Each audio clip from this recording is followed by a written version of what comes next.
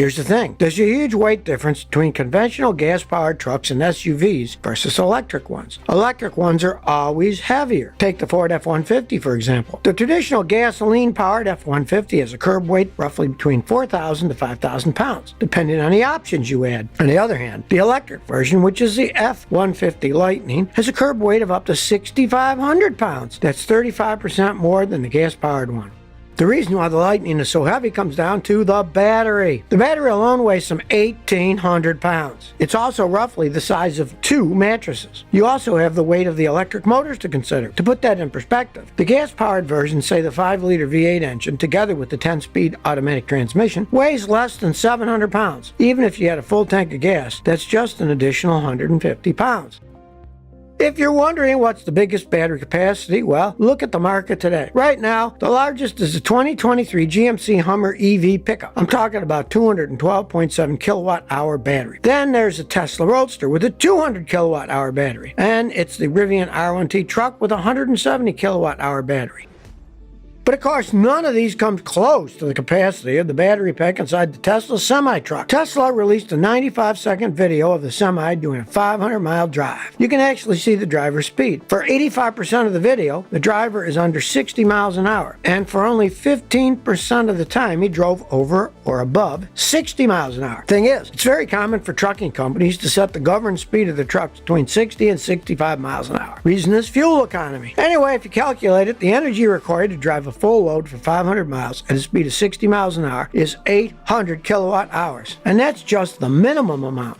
Now, Tesla already sent its first delivery of semis to the Pepsi company. Pepsi's intent is to haul Frito-Lay food products within a 425-mile radius. But for heavier products, say sodas for instance, the trucks will initially do shorter trips of around 100 miles. But Pepsi does intend to eventually haul beverages in the 400 to 500-mile range.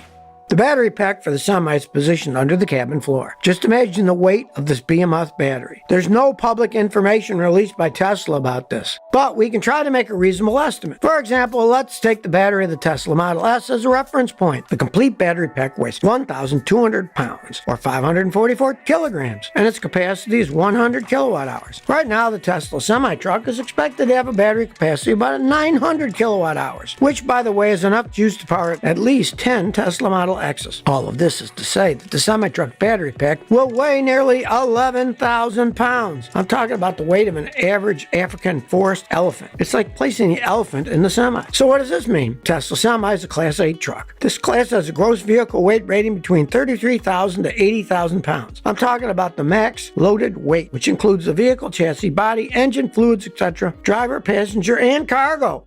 If you look at an average Class 8 diesel truck, the truck itself, without cargo, typically weighs around 17,000 pounds. Add to that 2,000 pounds of fuel. So we're talking 19,000 pounds here. Now, legally, these 18-wheelers can exceed 80,000 pounds. So technically speaking, the average diesel truck can carry 61,000 pounds of cargo.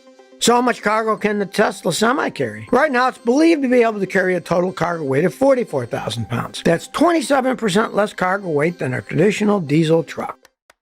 Something else most Americans don't realize is that heavy EVs impact the very road you drive on. And I'm not just talking about the Tesla semi-truck. Some 2022 models of the Ford Lightning and the Rivian R1T battery electric trucks weigh a colossal 6,500 to 6,700 pounds. And of course, that's nothing compared to the GMC Hummer EV truck, which weighs a jaw-dropping 9,063 pounds. That's less than 1,000 pounds lighter than a minimum required weight for a monster truck. But that's the thing. These electric trucks aren't driving on monster truck dirt track. They're driving on common everyday paved roads, and they're destroying them. What you have to understand is that roads and bridges are designed for a specific lifespan. Usually it's around 20 years for roads and 30 to 50 years for bridges. There's the American Society of Civil Engineers. Its president, Maria Lehman, described a road as basically 3 sponges sitting on top of each other. The first and deepest sponge layer is a stone subbase for drainage. The second sponge is a concrete or asphalt with large stones on it. It can be up to 12 inches thick on certain roads. roads. And the third sponge, the top layer, is a binder like asphalt that's made of fine stones for a smoother ride. Bridges, on the other hand, usually use a steel or concrete base with a deck on top that's covered by a wearing surface. Now you might be thinking, Scotty, if a road can handle the weight of an 18-wheeler tractor trailer that weighs up to 80,000 pounds loaded, how much of an impact could a heavy EV really have? And that's a valid question. But here's the thing. It all boils down to one word: lifespan. As more and more cars electrify, this means we'll see an increase of heavy vehicles that drive on a standard road. In other words, the lifespan of our roads will decrease instead of lasting 18 to 20 years. American roads will need to request more repairs, maintenance, and replacement, which means more of your tax dollars. But that's just the standard road we're talking about. It's a different story for your home driveway. Driveway standards usually depend on the local municipality. That means if you're leaving your GMC Hummer out in a thin layer of asphalt or concrete for hours each day and it's not reinforced, it's going to crack. It's as simple as that. In 2021, American infrastructure earned a C- on the nation's infrastructure report card. In the report, it was found that a whopping 43% of our roads were in poor or mediocre condition. That's almost half. As you can see, our roads aren't doing stellar as it is. So adding more electric trucks and SUVs won't help one bit. Road repairs and maintenance aren't cheap. Paving just 1 mile of roadway can cost anywhere from $100,000 to $1 million. And remember, these are your tax dollars we're talking about. But let's not forget about another thing. There's also the environmental cost to consider. Reality is that repaving roads is hard on the environment. Road paving equipment required unfriendly emissions releasing fuel and so forth. There's also the environmental impact caused by the production of electric vehicles. Take EV batteries, for example. For years now, lithium-ion batteries have been hailed as clean and popular power source for EVs. After all, these batteries can store a lot of energy in a small space, can be recharged, and can remain effective even after thousands of charge cycles. By now, we all know about the environmental impact that gas-powered cars have due to their greenhouse gas emission. But if you ask me, not enough people are talking about the negative impact that EV batteries are also having on the environment. I'm talking about long before the battery even makes it inside an EV. The manufacturing process to make EV batteries and their components result in carbon dioxide emissions. In fact, producing lithium-ion batteries or EVs is even more material intensive than producing traditional combustion engines. This is especially true as the demand for EV batteries continues to rise. To make lithium-ion batteries, lithium first must be extracted from hard rock mines or underground brine reservoirs. A major part of this energy needed to extract and process lithium comes from carbon dioxide-emitting fossil fuels, especially with hard rock mining. Believe it or not, for every ton of mined lithium, we're looking at an extra 15 tons of carbon dioxide that gets sent out into the air. But that's not even half of it. I haven't even mentioned the other costs that come with producing all EV batteries. Mining raw materials like lithium, nickel, and cobalt is very labor intensive. 60% of the world's cobalt comes from the Democratic Republic of the Congo, a place where child labor and human rights violations are very real. The mining process also requires chemicals and humongous amounts of water, and the process can end up creating byproducts like toxic waste and other contaminants. Basically, to synthesize the materials needed for battery production, you need heat between 800 to 1,000 degrees Celsius. But this high temperature only starts becoming cost effective by burning fossil fuels, which as we know generates carbon dioxide emissions. The exact amount of CO2 emissions vary a lot depending on the materials used, how they're sourced, and what energy sources end up being used in the process. But if we looked at the majority of lithium-ion batteries, around 77% of them are manufactured in a country where coal is the primary energy source. I'm talking about China. The reason why all of this is concerning for the environment is because coal emits about twice the amount of greenhouse gases as natural gas does when generating electricity. To put this in perspective, look at the Tesla Model 3 battery, for example. Its battery is 80 kilowatt hours. For a battery that size, you're looking at anywhere almost 2.5 metric tons to 16 metric tons of CO2 emissions. By the way, 1 metric ton comes out to about the same amount that a gas-powered car emits after 2,500 miles of driving. But now imagine that times 16, and the bigger the battery, the worse it gets for the environment.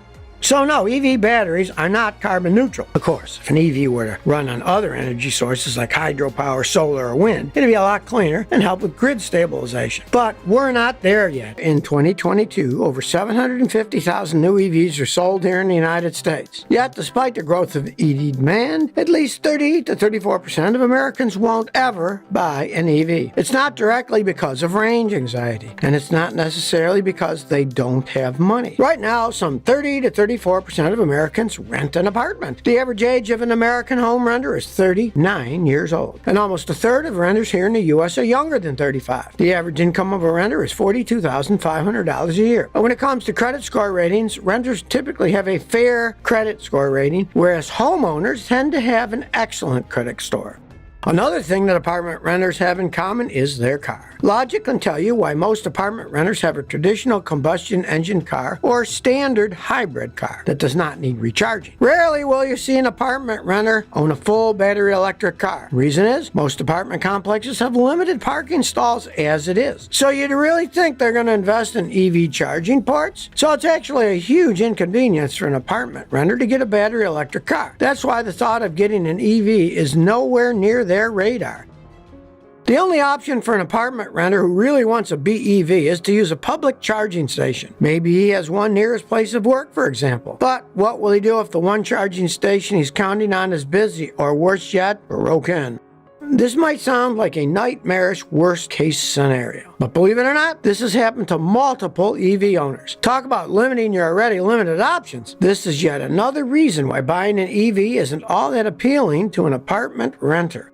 Here's another thing about public charging. Last summer in LA, almost 25% of all new vehicle registered were plug-ins. On top of that, Los Angeles estimates that the next 2 decades it will need to expand its distribution capacity somewhere between 25 to 50%. Around 2/3 of the increased demand is coming purely from electric vehicles. Now here's where the problem starts. Public chargers just aren't being built or expanded fast enough to keep up with the increasing EV demand. Nationwide last year in 2022, there were around 120,000 public charging ports featuring level 2 charging or above. But at the same time, there were almost 1.5 million EVs registered in the US. That's around 12 cars per one charger. Of course, not all cars will be flocking to these public charging stations. Remember, some people have at-home chargers, but there's no denying we still don't have enough public chargers for everyone who needs one. There was a briefing prepared for the U.S. Department of Energy last year done by the Pacific Northwest National Laboratory. It found that by 2030, there will be around 19 million EVs on our road, and we're going to need at least 9.6 million more charging stations than we currently have to charge them. I don't know about you, but almost 10 million charging stations less than 7 years sounds like a tall order. We don't have sufficient capacity as it is right now. Here's the thing. Americans are all about independence. Our first instinct and preference is comfort. The comfort of having our own home charging port. But that comes at a cost. I'm talking over $1,000. Now, going back to the average American apartment renters, they don't even have that option for home charging. They don't own the building. Even if the apartment management were to miraculously install a station, the renters would still need to share it. I can just imagine the tension between renters trying to fight over first dibs. Or imagine that one oddball who tries to string an extra long extension cord from his front door or balcony to his EV. So you can see that EV makers need to address this problem. They want to tap into this 30 to 34% of the American population. Right now, engineers are trying to find a solution for apartment renters to charge their EVs. Cities across the U.S. are trying to come up with innovative public charging solutions. Let's get back to home charging. Residential outlets are level 1 chargers. They're not very practical unless you don't drive your EV very much or you're okay plugging it overnight. Americans who like instant gratification or need to juice up faster prefer public chargers that are installed with DC fast chargers. DC fast chargers can give an EV all the juice it needs in 45 minutes or less. There's also level 2 charging, which can take several hours to fully charge an EV. Right now across the states, level 2 chargers outnumber DC fast chargers almost 4 to 1. But what we need is the opposite. Logic says cities should install more of the fast public chargers in order to service more EVs in the same hour. Sounds pretty straightforward. That is until you consider that the cost of a DC fast charging station ranges from $15,000 to $50,000. It depends on the number of charging ports and the brand. When you see that price tag, then you understand why there are fewer DC fast chargers available. One city that's taken public charging into its own creative hands is Los Angeles. LA has already installed over 500 pole-mounted EV chargers. Around 450 of them can be found on street lights and around 50 on power poles. Apparently, LA plans adding 200 more every year. Cities like New York, Charlotte, and Kansas City are also considering similar measures. Other cities across the states plan on amending building codes for electric transition. Like Portland, for example. Portland has a proposal in the works that would require 50% of parking spaces in most new apartment complexes to have an electrical conduit. And for apartment complexes with 6 or less spaces, all of them would need to be EV ready. If you were to take a look across the pond in London, you'll find that the city has over 4,000 public chargers on streetlights. Installing public chargers is a lot cheaper to do on streetlights, instead of wiring a charging station into the sidewalk. But here's the thing. Los Angeles and London have an advantage over other U.S. cities. Their streetlights operate on 240 volts, which is a lot better for EV charging. Most American city streetlights use 120 volts. As you can imagine, 120 volts takes a lot longer to charge an EV than 240 volts. Because of this, most cities have to use a mix of public charging solutions. In 2022, the Biden administration approved plans to roll out a network of high-speed chargers across interstate highways. To do so, the administration approved using $5 billion in federal funding over the next 5 years. That might sound promising, but states have to wait for an extra $2.5 billion in local grants to fill in for charging gaps first. Even if apartment complexes had charging stations on site, there's yet another factor that limits many renters from getting an EV. It'll be summed up in 2 words: rent burden, and this impacts 30% of Americans.